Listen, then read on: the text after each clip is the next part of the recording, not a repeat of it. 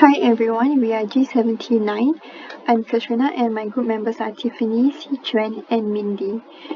So our application is inspired from our very own facilities booking system, and our group's intention is to revamp the FPS system, and we are calling it the FPS 2.0.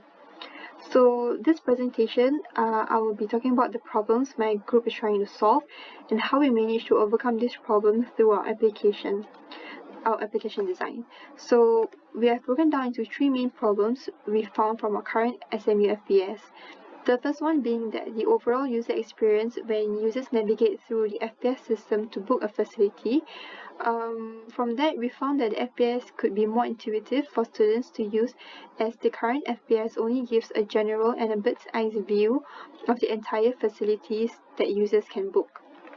The second problem is that the current FPS do not provide extended facility information aside from the name of the room and the location of the room. So this does not allow students to differentiate what each facility has to offer, and they will only get to know what the facility offers, for example the equipment, only after them being in the room or simply from word of mouth. And the last problem is that the booking process is seen to be quite tedious, as students have to sign in through their SMU Oasis account and navigate through to find the FPS system before they can start the booking process. So with these problems in mind, we will now be showing a video walkthrough of what our SMU FPS 2.0 would look like before I explain on how our application is able to solve the problem stated from the current FPS. So this is the login page of our FPS 2.0. It only requires users to log in with their username, which is their school email, and their password. Upon successful login, it will redirect to the upcoming bookings page, where it displays the user's facility booking summary. It shows the facility information such as the facility name, along with the building name, and the date time of the booked facility. Furthermore, it informs users on the type of equipment that could be found in the facility. To book a room, users could press on the Book Room button found in the navigation bar. It will then redirect the users to the booking page, where it shows the directory map of the particular level of the facility building. This map serves the function of displaying where the rooms are roughly located at that level. On this booking page, users can choose the date to book their facility by pressing the calendar icon.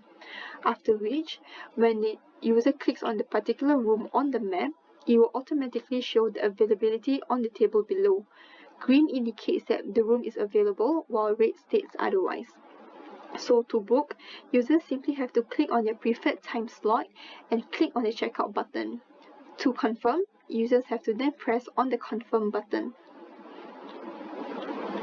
Then, the upcoming bookings page will automatically update all the facility the users has booked. On this page as well, users could directly choose to cancel their booking if they wish to by pressing on the cancel button. If they do so, the status of the facility booking will then change from confirmed to cancelled.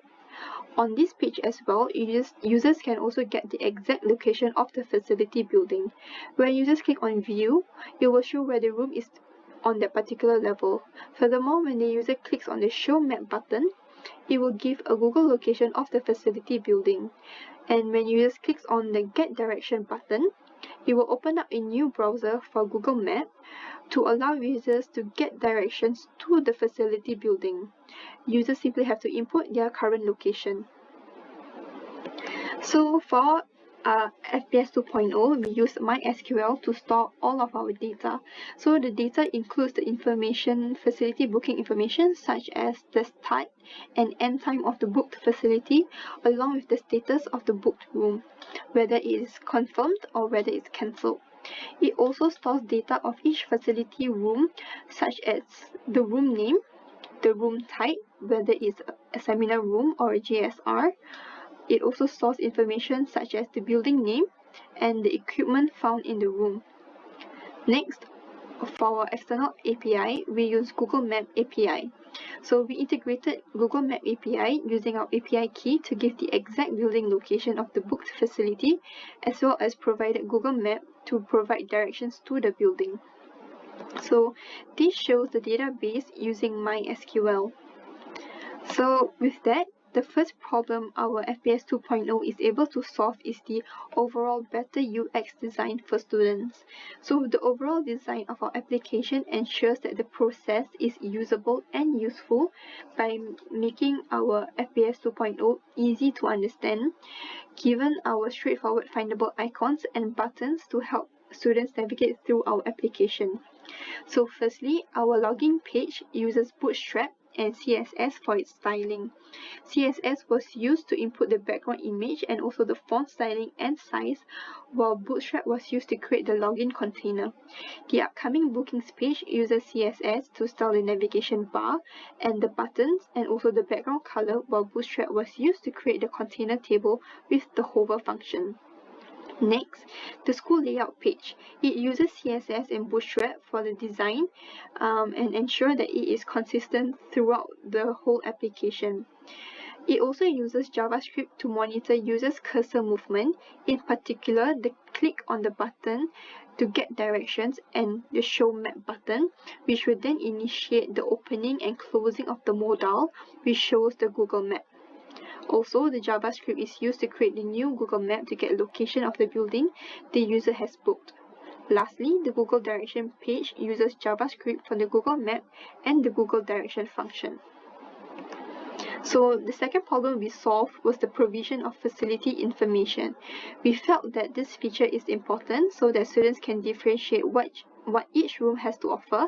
So for example, it will be useful to know whether the facility has a whiteboard or a TV. So this feature will be helpful, especially for group meetings where equipment like a whiteboard or a TV could gladly aid in their discussion, which will then help them in choosing the facility to book. So currently, the students will only know about the equipment found in the room from their own experience or from word of mouth. So in our FPS 2.0, the upcoming page will provide information of the equipment found in the room the student has booked. So this upcoming booking page uses Bootstrap and CSS for its styling, similar to the previous pages, to ensure that there's a consistent design. And the data of each facility room displayed on the upcoming bookings page is also reflected based on our database in our MySQL. So as mentioned, the equipment column will show what equipment the facility has to offer. Secondly, the school layout provides a directory map which shows where the rooms are located, so it is easier for students to locate where the rooms are. So PHP was used to retrieve the students' booking information, such as the building and the room name of the facility booked. jQuery was used to initiate an action when user click on the show map and get direction button. So when a user clicks on the get direction button, it will redirect to a new browser for the Google direction page. This further provides the exact information of the facility building, making it easier for students to locate the building, and this feature is especially helpful for freshmen or exchange students. So as mentioned, this is a directory map will help students roughly gauge where the rooms are located. The last problem we solve is the overall booking process, where we integrate as much information about the facility for the users so that it will greatly aid them in their booking process. So during the booking process, at the bookings page, our FPS 2.0 will integrate the map layout of the particular level of the building of the facility to be booked. So users could simply just click on the room on the map to see the overall availability of the facility, so on a particular date. So this page uses PHP, where it connects with the database to retrieve information about the facility to be displayed on the bookings page, and it also provides a calendar for users to choose the date to book the facility. We also use HTML map tag and coordinates extension on Google Chrome to map each room on the directory map so that it will display the particular clicked room's availability information. We also use JavaScript to create a table column which displays the timing the facilities can be booked. JSON was also used to get the data of the particular room user has clicked on the level layout map.